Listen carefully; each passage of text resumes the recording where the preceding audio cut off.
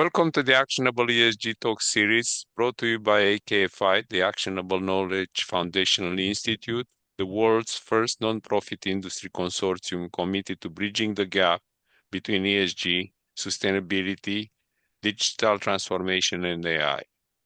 Actionable ESG Talk series bring together great minds to discuss the current state and the future state of ESG sustainability and digital transformation. I'm delighted to be here with two hosts, two guests from the foundation of GBTA. And without further ado, please introduce yourselves and give us a little bit more about the foundation and what the foundation is doing in the areas of sustainability and so on. Great. Well, thank you, Manuel. It's great to be here. I will start introducing myself, and then I'm just going to talk a little bit about the foundation before I hand over to my colleague. My name is Bev Heinritz, and I am the Senior Director of Programs for the GBTA Foundation, and I focus on the People First pillar. I will tell you a little bit more about that in a minute. I have a long career in the business travel industry and spent most of my time in travel technology, but pivoted into GBTA as the organization and specifically the foundation several years ago. And just to give a little glimpse at what GBTA is the connects buyers and suppliers as an association and represents 1.6 trillion in business travel spend globally. Now, the GBTA Foundation, we are the nonprofit arm of GBTA, and we exist to future-proof the industry through our People First programs, as well as our Planet Always programs that Kelsey will talk about. People First ensures the industry is inclusive, accessible, and leadership ready. I'll be glad to tell you a little bit more when we dive a little bit deeper, but that from a high level is what we work on from a people perspective. I'm going to let Kelsey introduce herself and give a high level of the Planet piece of our foundation. Sure. Thank you, Bev. Thanks so much for having me. My name is Kelsey Frankiel. I'm the director of our sustainability program at the GBTA Foundation. And specifically, in terms of my career, I have a master's degree in primate conservation. So I actually started out in wildlife conservation. And through that degree, I discovered the impacts of tourism and how tourism and travel can be used as a tool for good, particularly in terms of sustainability and conservation. So sort of through that pathway, I got involved in the world of sustainable travel. And then eventually back in 2022, I discovered GBTA and our foundation and the work that we do on sustainability. And that's how I got here. Knowing very little about the business travel world, but being more of a sustainability subject matter expert. And specifically what I do and what my colleagues do under the Planet pillar of our foundation is we work to provide the tools, the standards, the knowledge, and the structure provided for any company to reduce its emissions from business travel. So we work across the industry, not only with those who are purchasing business travel, but also those who are facilitating it. So all of the technologies and intermediaries, as well as the suppliers of business travel. So the hotels, the airlines, et cetera, to move us towards a more sustainable future. Very nice. Thank you for the introduction and for mentioning the three pillars. I was just reflecting on your degree, moving from primates to the primate, which is the humans. Yes, Like that. not a ton of relevance there, but I suppose, in your career, learning about how to work with others and collaborate, that theme carries across any career you'll have. So it's a transferable skill. Oh, absolutely. And again, welcome to our show. We usually start with the latest trends in this case, in business travel. We are in a very dynamic, fluid, ever changing rules, regulations, and I cannot wait for giving us some hints about the trends in travel. Who would like to start first? I think I'm going to let Kelsey start first to talk about the trends in sustainability, and then I'll follow up as we talk about the people and the programs and how they kind of come together. So I'm going to defer to Kelsey for this one. Yeah, sure. Um, so I guess I'll just start by sort of outlining why we started this initiative in the first place. And this is really the trend that we've been seeing in sustainability for the past, 5, 10 years. More and more, sustainability is being integrated and addressed at the corporate level as a core policy driver and objective and value for many companies. So companies are recognizing that sustainability is important not only for their business objectives, but also for their reputation, for their clients who might be asking them about sustainability and their carbon footprint, from even their own employees. So we're seeing more and more that the new generation coming into the workforce, which Bev will talk about as well, are really demanding that their company has strong values around sustainability. Also, investors, increasingly investors are ensuring that the companies that they're putting their money behind have sustainable investments. And really, when I talk about sustainability, I'm not just talking about carbon, I'm not just talking about the planet or the environment. Really, what we're talking about is resilience. So ensuring that the private sector, that companies are able to operate and provide the goods and services that they need to provide for us to be a sustainable community and world and operate and move the way that we do, but also while protecting the planet. So it's about finding that balance. And particularly for business travel, as we know, business travel is important. It connects the world. It allows us to facilitate relationships, obviously from a business perspective, but also from a personal perspective. Anyone who has ever, traveled to sit in a meeting or to meet their colleagues understands the importance of that in-person connection. And especially in our increasingly remote working environment, it's become more and more important. Just a few weeks ago, in January, Bev and I and our colleagues had our strategy meeting, our annual strategy meeting for the GBTA Foundation, and we all went to New York for that. And I think Bev would agree with me when we say, those types of conversations about strategy, about objectives, about values often need to be done in person. And so while emphasizing the value of business travel, we also need to think about how to do it in a more sustainable way. So as I said, kind of that trend of integrating sustainability as a core business objective is something that's becoming more and more important to every company, whether they operate in an environment where the regulations also demand that they report on their carbon footprint.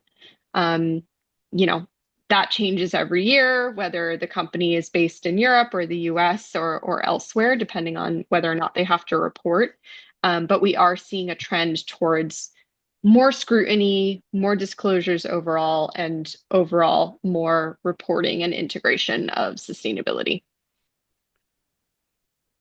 Bev, would you like to add something? I have a few threads in mind already. Okay. Well, what I'm going to do kind of at the same high level to talk from the trends perspective, because our natural assumption is that, and I think about this from a US perspective is, when we're in an environment, maybe we're not investing in people as much. So the people pillar of the foundation is about investing in the workforce, the people of our industry. And it's about building, same word as Kelsey is using, a resilience leadership pipeline. So that's what we do. I think the important trend to notice, we're a foundation. We are funded by the generosity of our sponsors and supporters, and they have not stopped investing. So for me, the best trend is the recognition of the importance of continuing to invest in the people of the industry.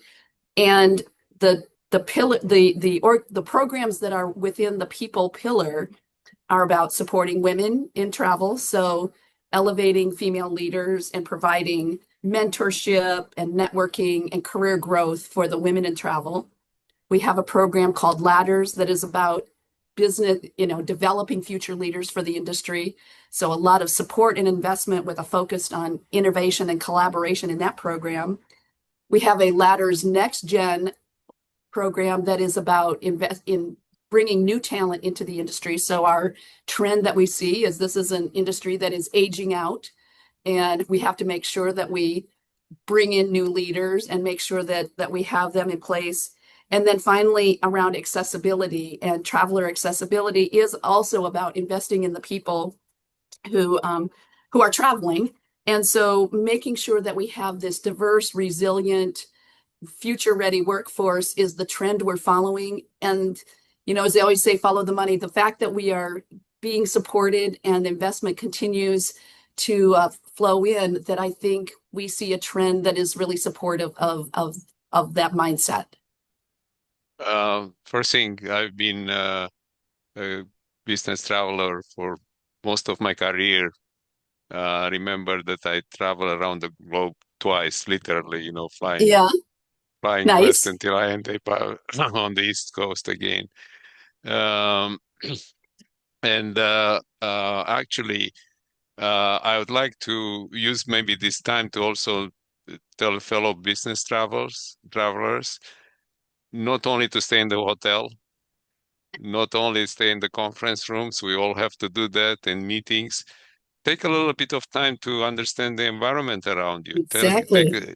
Even in walking in the city, right? Walking around the hotel and start to get a feel how how great is this planet, and I think that will help executives to make better decisions regarding sustainability. I'm going to follow also on what Kelsey was saying, and I sort of see sustainability as three factors, three legs.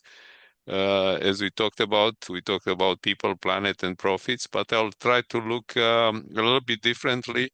And I see that there is a pendulum swinging now from regulations and maybe too strong regulations to reducing the regulations, the regulatory pressure.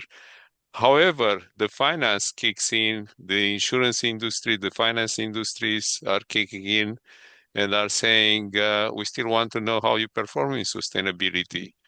And as you both mentioned, the new employees are asking, what what's your future in terms of planet, in terms of people? How you looking at the future from a sustainability lens? So um, things are moving, and at the same time are moving in. They're moving in. Definitely, you can think in different directions, but when you draw the line, you see that the direction sustainability becomes more and more operational, becomes more focused, and becomes also financial condition. And since we talked about standards, are there any specific standards we want to talk or standardization processes which apply to the business travel? Of course, you cover airlines and hotels and transportation, and I don't know if you cover also the events themselves. There are big sustainability, um, opportunities and concerns at the event level. So, who would like to take the first question? I'm happy to take that. So one of the things that's really, really important in sustainability is ensuring that we're all speaking the same language when we're talking about sustainability. And that might sound easy on paper, but it's actually not. Um, and with how complex the sustainability space is and how much it has changed, even in the past couple of months or the past year or so, the terminology is constantly changing. We talk about sustainability, we talk about corporate responsibility, ESG, scope 3, carbon footprints. There's probably a million different acronyms that I could go through to describe some of these different things. And what we see in the business travel space is that our members, so our GBTA members, who are travel buyers, so they're the people that work at typically, larger companies with a lot of business travel, who manage the travel policies for their organization. They also manage the conversations that that organization is having with its airline partners, with its hotel partners, et cetera. And more, we're seeing sustainability enter into those conversations and into those negotiations with their travel suppliers. But the language is not always harmonized. It's not always, when an airline receives an RFP with sustainability questions in it, they might not always know what to expect or what questions are going to be asked of them. And so we find that a lot of time is spent in these processes. And in particular for the buyers, travel buyers are often not sustainability professionals, but they might be working with a sustainability team that is telling them, we have to make sure all of our suppliers are operating in a sustainable way, but they don't necessarily know what the language or the questions are to ask. And so one of the very first things that we did when we launched the GBTA Foundation a couple of years ago was set out on a journey to say, when our buyers are talking to our travel suppliers about sustainability, what is the language, what is the terminology that they should be using? And it took us about 2 years to align on that terminology. But eventually we did it, and we released a set of globally vetted and harmonized sustainability questions for procurement. Those are called our sustainable procurement standards, and they're specific to if you're doing an RFP with an airline, a hotel, or a car rental company. Now, that's quite technical, but it's an example of something that we cannot compromise on when it comes to ensuring that we're all speaking the same language in sustainability, because the space is moving so fast. There's new technologies to be developed. There's different decarbonization initiatives that we need to get behind. And so we need to make sure that we're setting ourselves up for success by aligning on our language and methodologies. So that's kind of what we look at when we think about sustainability as standardization. I also think, part of our work is about shaping some of the rules and policies and frameworks that come into play around the globe. So we do a lot of advocacy around, the Science-Based Targets Initiative, some of the reporting frameworks that are coming out in the EU.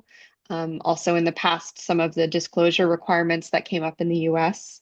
And so really our ultimate goal is to make sure that reporting and disclosure is as straightforward as possible, as actionable as possible for the companies that we work with, so that we can all spend a little bit less time on reporting and disclosure and more time on actual decarbonization.